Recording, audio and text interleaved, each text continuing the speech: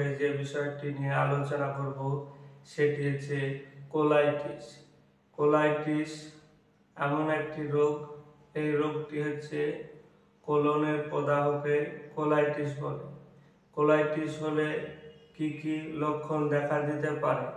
Colitis হলে তলপেটে প্রচণ্ড ব্যথা, যন্ত্রণা, জ্বালা, মুচড়ানো ব্যথা, বারবার পায়খানার চাপে, আমযুক্ত রক্তসহ সাদা আমাশা ও দীর্ঘকালীন আমাশার সঙ্গে পেটে ব্যথা ও বদহজম এবং পেটে বায়ু জমতে পারে। এর ফলে কি কি হতে পারে? আমাশা দীর্ঘকালীন চাপা আমাশার ফলে এবং সেই জায়গায় অতিরিক্ত কোষযুক্ত পায়খানার জন্য আমার সাথে ওই কোলনের জায়গায় ইনফেকশন বা ঘা হয়।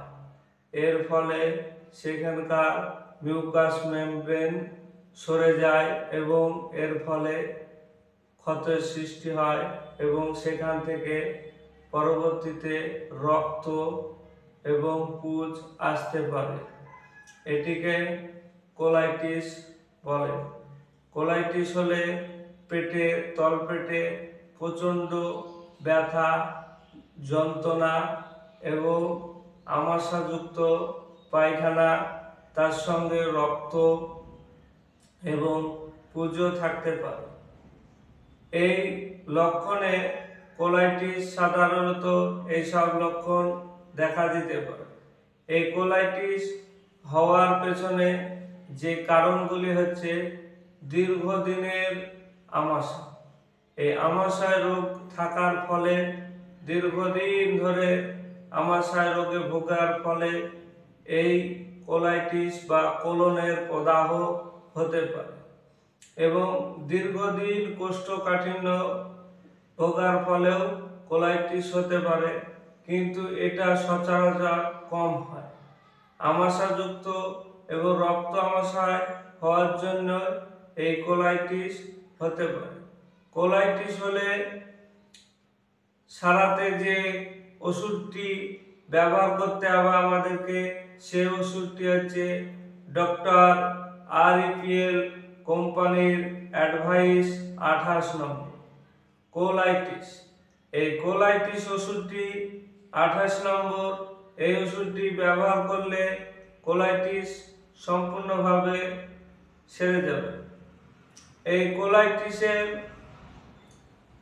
সাধারণত আমাদেরকে যে কাজগুলি করতে হবে, অতিরিক্ত মশলাযুক্ত এবং তেলযুক্ত খাবার খাওয়া যাবে না এবং বিশেষ করে রুটি বা ব্রেড এটি কম খেতে হবে, তাহলে আমাশয় কম হবে এবং এ থেকে মুক্তি পাওয়া যাবে।